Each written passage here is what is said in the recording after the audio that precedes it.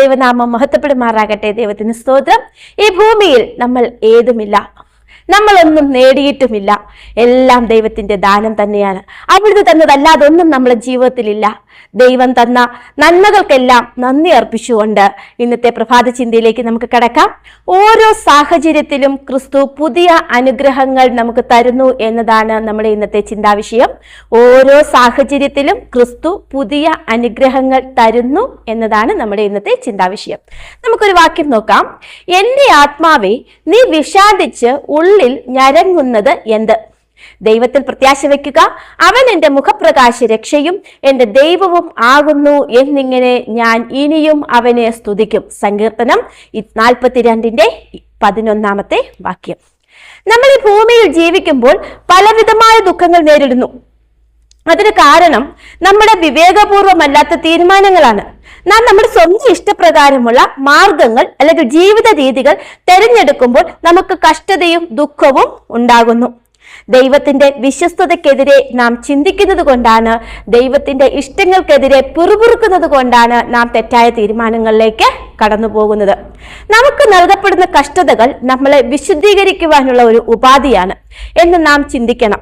അതായത് നമ്മൾ ഒരു കഷ്ടതയിലൂടെ കടന്നു പോവുകയാണ് എങ്കിൽ അത് നമ്മളുടെ ശുദ്ധീകരിക്കുവാൻ, നമ്മുടെ ഹൃദയങ്ങളെ ശുദ്ധീകരിക്കുവാനുള്ള ഒരു മാർഗമായിട്ട് നാം ആ കഷ്ടതയെ കണക്കാക്കണം. അപ്രകാരം നാം അതിനെ ചിന്തിക്കുകയാണ് എങ്കിൽ നമുക്ക് വിഷാദിക്കേണ്ടി വരികയില്ല. കാരണം കർത്താവായ യേശു ക്രിസ്തു നമ്മുടെ കൂടെ ആ കഷ്ടതയിലും തുണയായിരിക്കും. പീഡകൾ മറഞ്ഞിരിക്കുന്ന കരുണയാണ്. നാം ക്രിസ്തീയ ജീവിതത്തിൽ നാം എന്താണ്, നമ്മൾ എന്താണ് എന്ന് നമ്മൾക്ക് തന്നെ ഒരു തിരിച്ചറിവുണ്ടാകുവാൻ ഈ കഷ്ടതകൾ നമ്മെ സഹായിക്കുന്നു. കഷ്ടതയുടെ സന്ദർഭത്തിലും തലകുനിച്ച് സമർപ്പണത്തോടെ ഓ ദൈവമേ, അങ്ങയുടെ തിരുവിഷ്ടം ആകട്ടെ എന്ന് പറയുവാൻ നമുക്ക് കഴിയണം.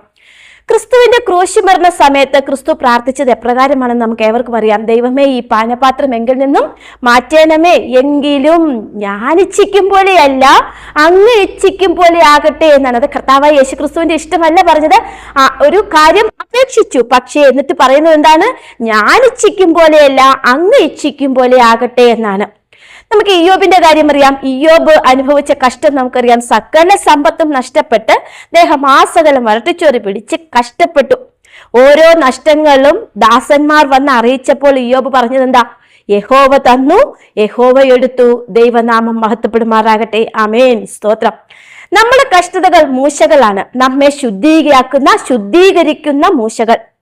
കർത്താവ് നമ്മുടെ കഷ്ടങ്ങളെ കാണുന്നു. കർത്താവ് കൃപയോടും വിവേചനത്തോടും കൂടി അവയെ നേരിടുവാൻ നമ്മളെ സഹായിക്കുന്നു. നമ്മുടെ ശുദ്ധീകരണം പൂർത്തിയാകും വരെ കർത്താവ് നമ്മളെ ഉറ്റുനോക്കിയിരിക്കുകയാണ്. ഏറ്റവും ആവശ്യമായ സമയത്ത് പുതിയതും കലർപ്പില്ലാത്തതുമായ അനുഗ്രഹങ്ങളെ നൽകുവാൻ അവിടുന്ന് നമ്മളെ തന്നെ നോക്കിയിരിക്കുകയാണ് നമ്മുടെ കഷ്ടകാല സമയത്തും.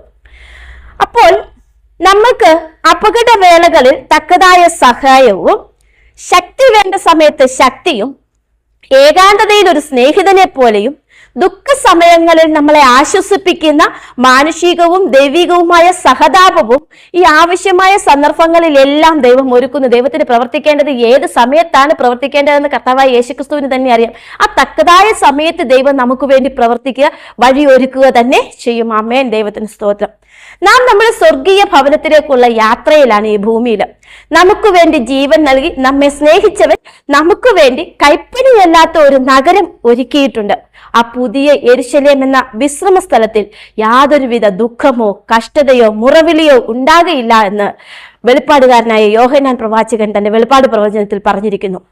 കഷ്ടതയായാലും ദുഃഖമായാലും സന്തോഷമായാലും നാം ദൈവത്തോട് പറ്റിച്ചേർന്ന് നിന്ന് ദൈവത്തെ സ്തുതിക്കുമ്പോൾ ഏത് സാഹചര്യത്തിലും ക്രിസ്തു നമുക്ക് പുതിയ അനുഗ്രഹങ്ങൾ നൽകുമെന്ന ഉറപ്പോടെ ഈ പ്രഭാതത്തിൽ നമുക്ക് ദൈവസന്നിധിയിൽ താഴ്ന്നിരിക്കാം. ദൈവം നമ്മളെ അനുഗ്രഹിക്കുമാറാകട്ടെ. ആമേൻ. നമുക്ക് പ്രാർത്ഥിക്കാം.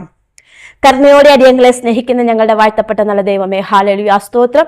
ഈ പ്രഭാതത്തിൽ കർത്താവെ, അങ്ങയുടെ വചനം പഠിപ്പാനും കർത്താവെ, അങ്ങയുടെ നാമത്തിൽ ഒന്നിച്ചുകൂടി കർത്താവെ അല്പസമയം അങ്ങയുടെ വചനത്തെ ധ്യാനിപ്പാൻ അവിടുന്ന് തന്ന വൻകൃപയ്ക്കായി നന്ദിയോടെ സ്തുതിക്കുന്ന അപ്പച്ചാ. സ്തോത്രം. ഹല്ലേലൂയ. അടിയങ്ങളുടെ വചനം കർത്താവേ സ്തോത്രം.